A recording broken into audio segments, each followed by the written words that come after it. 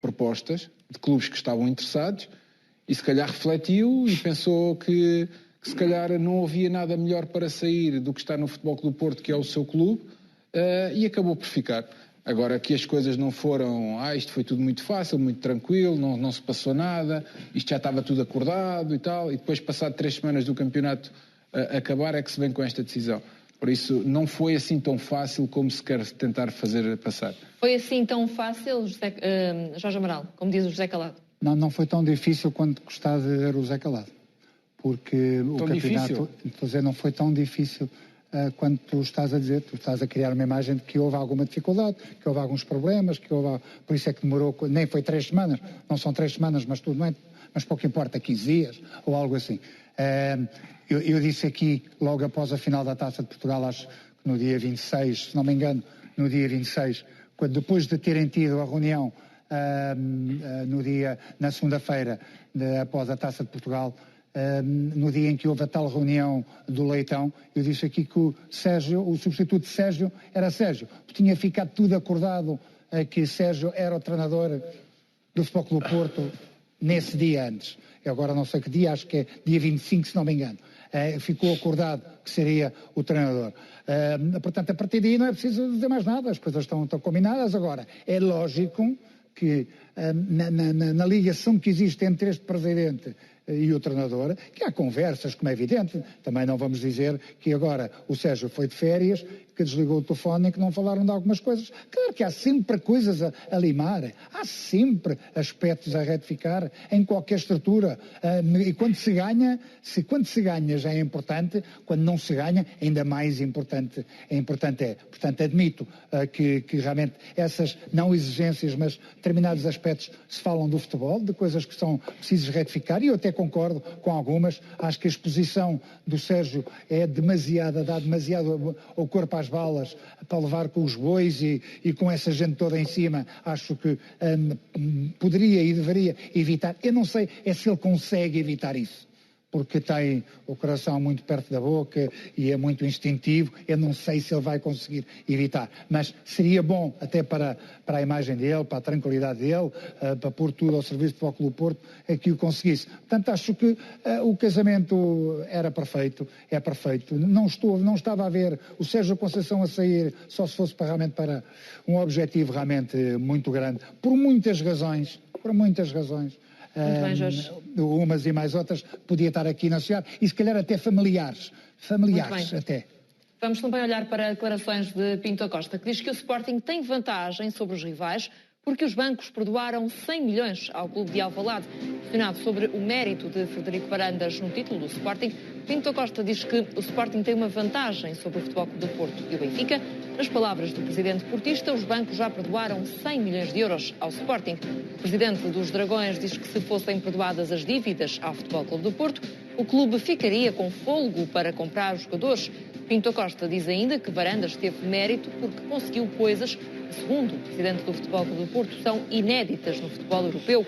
O dirigente portista afirma que o Sporting conseguiu pela primeira e única vez ter um jogador que levou 7 ou 8 amarelos e nunca cumpriu um castigo. Tem razões, Fernando, para este ataque, Pinto Costa, ao Sporting?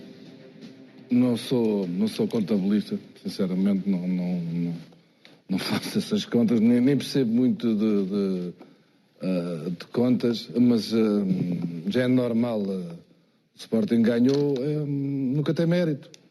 Ou é por causa agora dos 100 milhões, ou é por causa do penaltis que não foram marcados com o Farense. Há sempre qualquer coisa para desvalorizar o que o Sporting fez esta temporada. Portanto, o Sporting foi campeão com todo o mérito, salvo erro hoje. Foi hoje quando se fala nestes 100 milhões perdoados, e aqui no jornal do Record hoje, que os clubes devem 1.000 milhões e 200 milhões, salvo erro. Isso é que devem se preocupar os clubes todos, não é com perdoaram isto ou perdoaram aquilo. Isso é que é preocupante. Portanto, todos têm telhados de vidro. Portanto, o Sporting foi campeão com todo o mérito, apesar de continuarem a querer, volto a frisar, ou foi ajudado, um é por causa dos penaltis, outro é por causa do Covid, agora é por causa dos 100 milhões, ou por causa não sei do quê. Portanto, o Sporting foi campeão. Espero que continue assim assim na próxima temporada, que é difícil, que o Futebol Clube do Porto vai estar muito forte, o Benfica vai estar muito forte. O que é importante é que o Sporting conseguiu um dos seus objetivos que já andava à procura há muito tempo. Bernardo, há uma tentativa por parte de Pinto Costa de desvalorizar o título do Sporting, como diz o Fernando? Não é bem uma tentativa de desvalorizar. Para já tinha havido declarações anteriores de Frederico Varandas em relação aos outros dois grandes clubes, que também não foram simpáticas. Portanto, não podemos esperar agora um ambiente muito simpático entre os presidentes. E depois, para além disso, infelizmente, os grandes clubes, ao longo do caminho, não sei bem porquê nem como, perderam um bocadinho a capacidade de dar crédito às vitórias dos outros. Ou seja, hoje em dia, ser campeão em Portugal quase só funciona para os adeptos do próprio clube. Porque para os adeptos do outro clube parece haver sempre alguma razão que tira crédito às conquistas. No Benfica eram os mails e as arbitragens, no Porto era o apito dourado, o Sporting agora é o Palhinha, e nós vamos ver, nós lembramos da luz apagada e da água ligada para os jogadores do Futebol Clube do Porto no Estádio da Luz, e todo este estilo de coisas faz com que os títulos acabem por só ter significado para os próprios adeptos. Obviamente há adeptos do Benfica, do Sporting do Porto que dão mérito às conquistas alheias, porque todos nós temos amigos de outros clubes e acabamos por ter a capacidade, quando não fazemos parte daqueles gangues de malfeitores que estão hoje infiltrados no futebol, temos a capacidade de brincar com os nossos amigos, de às vezes até ficar satisfeitos com as vitórias deles, ou porque, se forem sportinguistas, não ganham há muito tempo, ou porque aconteceu alguma coisa curiosa no meio de uma prova qualquer, e isso, eu diria que as pessoas mais normais conseguem ter essa capacidade, mas na verdade as lideranças dos clubes perderam essa vontade de dar crédito, e isso é uma pena, mas é o que é. Muito bem, vamos também ainda olhar para Jorge Jesus, é o treinador na era Luís Filipe Vieira que menos aposta na formação. Segundo uma contabilidade feita pelo jornal A Bola, a aposta em jovens do Seixal caiu 17,7% com a chegada do técnico. Olhando para a totalidade dos minutos, esta época, apenas 9,1% foram jogados por jovens da formação. Por oposição, Bruno Lage é o técnico da era Vieira que mais investiu na formação. 26,8% dos minutos jogados foi por jovens formados no Seixal. Olhando para a soma de todas as épocas, com Luís Filipe Vieira na presidência, Jorge Jesus é o que menos aposta na formação. José Calado, acreditas que nos próximos tempos pode ser obrigado Jorge Jesus a mudar um pouco esta perspectiva, atendendo também ao momento financeiro do Benfica?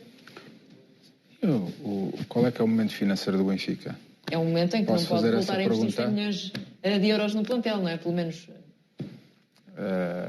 É que aqui há um ano atrás toda a gente dizia que o Benfica nadava em dinheiro, agora já tem um momento financeiro delicado. Eu às vezes não consigo entender, é que no nosso país infelizmente as coisas mudam de mês para mês, as coisas vão mudando. Em relação a esta situação de Jorge Jesus, vamos ver uma coisa, quando se fala em jovens da formação nós temos que falar também de qualidade e de jovens que tenham qualidade. Não é todos os dias que aparece Ruben Dias, é verdade. Nós também podemos dizer que é preciso apostar neles para eles aparecerem, isso também é verdade. Mas tem que haver também qualidade para jogarem na equipa. Eu acho que este ano dos jovens que estavam disponíveis para jogar, eu acho que nesta equipa, e principalmente depois das contratações que houve, era complicado entrarem jovens nesta equipa, porque principalmente depois aqueles que foram dispensados. Florentino acabou por ser dispensado e eu acho que era um jogador para ficar. Há um que não tem a ver... Ainda pode ficar, não é? Sim, e eu acredito que este ano vai ficar. Mas o ano passado há um que eu nem é jogador da formação, que eu também achava que ia ficar e não ficou, que era o Vinícius. Ou seja, mas isto no futebol, nós olharmos e dizer a formação, se nós olharmos para todos os clubes, o Futebol Clube do Porto também tem jogadores da formação e também apostou pouco neles, a titulares, entravam, depois saíam. Romário Baró iniciou a época muito bem, depois esteve lesionado, depois também nunca mais apareceu. No Benfica houve jogadores, o Gonçalo Ramos acabou por aparecer a espaços também, quando lhes deram a oportunidade. Isto está complicado, ou seja, e depois não aparecem sempre os jogadores com muita qualidade para jogar nas equipas grandes, essa é que é a realidade. Agora, esta questão da formação é uma questão que, desde que Jorge Jesus está no Benfica, já o acompanha, tem sido fustigado com esta história da formação. já foi fustigado por causa do Bernardo Silva, por causa do João Cancelo, já foi fustigado por causa destas situações todas. Mas quando falas, Calado, na qualidade dos jogadores, é uma questão de azar? Jorge Jesus, sempre que está no Benfica, há menos jogadores com qualidade, ou é mesmo uma questão da própria aposta do treinador? Os outros treinadores, e nomeadamente Bruno Lage, conseguiu até ser campeão com uma equipa baseada na formação. O Jorge Jesus, é verdade, nós podemos dizer que não aposta se calhar tanto nos jovens, mas já puxou em muitos jovens. Ou seja, ele também, quando esteve no Sporting, foi ele que lançou o Gelson de Martins. Senão o Gelson de Martins também não tinha aparecido, não é? E ele estava no Sporting. E no Benfica também acabou por lançar jovens. Ou seja, e eu quando digo jovens, não quer dizer obviamente que sejam só jovens da formação, os jovens que estão no Benfica, e também acabou por os lançar. O Jorge Jesus, nós sabemos que é um treinador que também gosta de jogar com jogadores mais praticamente feitos do que estar a tentar fazê-los. Essa é a realidade. Agora, nós não podemos dizer que o homem não aposta em jovens. O homem, ao longo da sua carreira, também tem apostado em jovens. Cada vez que chega ao Benfica, é o que eu digo. Todos os treinadores apostam sempre em jovens, mas é um facto que é aquele que menos aposta. Isto quer dizer alguma coisa ou não? Eu sinceramente começo a cansar-me dessa história de... O Jorge Jesus, quando está fora do Benfica, é um espetáculo. Dizem todos que é o melhor treinador português ou perto dos melhores treinadores portugueses. Depois chega ao Benfica, já parece que o homem desaprendeu. Eu já não engulo esta história. Isto para mim, eu quero ganhar com jovens, quero ganhar com jogadores conceituados, quero que haja um misto, mas a realidade é que nem sempre podem jogar jovens. Essa é que é a realidade. Eu, por mim, se eu estivesse no Benfica e fosse treinador, e se me dissessem assim, Zé, eu gostava que tu apostasses em jovens, obviamente eu ia ver a qualidade deles e depois ia ver a qualidade dos outros jogadores, e para mim iriam jogar os melhores, certo? Mas a questão é que às vezes os melhores, e às vezes há jovens que não têm lugar nas equipas, e é preciso apostar neles, é verdade, é preciso. Mas depois o que é que acontece? Quando é que o Benfica apostou mais nos jovens? Não era Bruno Lage, é verdade. Mas o investimento foi tão forte a nível de jogadores como foi esta temporada? Não, certo? Quer dizer, nós não podemos dizer que o Benfica gasta 100 milhões e depois não podemos dizer que nesse mesmo ano o Benfica, ao Jorge Jesus, tem que apostar também em todos os jovens. Das duas, uma. É uma questão de projeto e é uma questão da forma como a época foi. Não podemos ter dois discursos. Ou temos um discurso ou temos outro. Não podemos bater nos dois ao mesmo tempo. Não podemos bater que no Benfica se gastou 100 milhões e depois não podemos dizer que o Benfica gastou 100 milhões em jogadores internacionais e que também tem que ter a formação toda em campo. Ou seja, não se pode bater duas vezes. Podemos bater uma, duas não. A verdade, Bernardo, é que ao longo dos últimos anos Luís Filipe Vieira tem falado muitas vezes da importância da formação e chegou a assumir esse projeto de formação em várias alturas. Neste momento há quase um desviar desse projeto com Jorge Jesus? Neste momento não sei. Parece-me que houve evidente na época passada, mas eu acho que foi assumido por todos. Quer dizer, não estou um bocadinho de acordo com o Calado. Não se pode estar à espera que se gastem mais de 100 milhões em jogadores internacionais e depois querer apostar nos miúdos à frente deles. Isso não, quer dizer, aí, ou seja, não batia a bota com a perdigota e não batia, eu acho que não bateu desde o início, ou seja, não, vamos lá ver uma coisa, eu acho que o Benfica assumiu que ia mudar de paradigma e que ia apostar menos no Seixal e contratar jogadores, e contratou jogadores a sério, gastou muito dinheiro. As coisas não correram bem e agora penso que estará à procura de um novo rumo, ou seja, eu acho que é preciso, há muita qualidade na equipa do Benfica, é preciso rentabilizar ainda. O investimento que foi feito não foi rentabilizado este ano, mas pode ser rentabilizado no próximo ano e até em outros.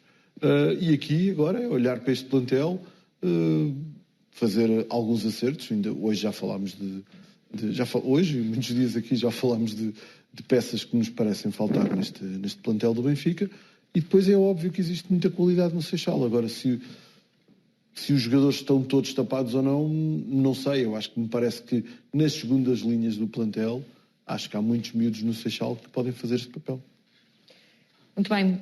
Jorge Amaral, aqui à tarde o João Malheiro falou no que ele considerou ser um zigue-zague de Luís Filipe Vieira na estratégia que tem definido nos vários anos. Parece que esta mudança de paradigma pode dar aso a que se pense desta forma, as sucessivas mudanças de paradigma, se quiseres? É lógico, Luís Filipe Vieira, há uns anos para cá, tem sido um ioiô de mudança de estratégia extraordinária. Tem mudado sempre de paradigmas, de estratégia. Quando se vai buscar Jorge Jesus, não é Jorge Jesus que aponta uma pistola à cabeça Luís Filipe Vieira e lhe diz, olha, eu só quero miúdos estrangeiros, ou só quer o Seixal, ou só quer estrangeiros, ou só quer velhos, entre comas, jogadores já com uma experiência. Não é isso.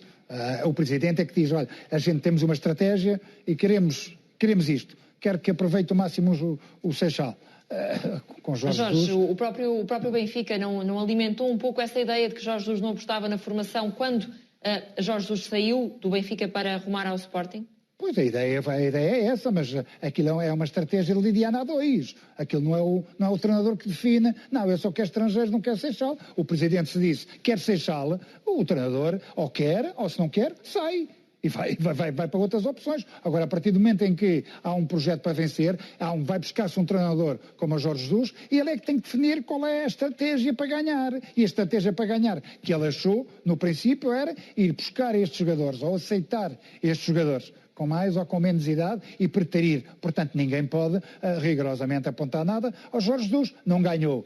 É responsabilizado por isso, tem que lhes chamar porque é que dispensou o Florentino, porque é que dispensou o Vinícius, porque é que isto, por aí, pode-se buscar essas conclusões. Agora, o Presidente é que, é a cabeça para definir se o caminho é Seixal de uma vez por todas, ou se hoje vamos por aqui, amanhã vamos por aqui, para chegarmos a Bragança, vamos primeiro ao Algarve e depois é que a gente vai chegar a Bragança. Não, vamos a Bragança, uma autoestrada, e é ali que a gente quer chegar. Deixa-me também, Jorge, ouvir o Fernando, porque foram, de facto, dadas condições, Fernando, a Jorge Jesus, que não foram dadas a outros treinadores, mas a verdade é que com menos recursos, por exemplo, Bruno Lage conseguiu ser campeão nacional. Isso desmistifica um pouco a ideia de que não se ganha com formação? Não se ganha só com formação. É difícil.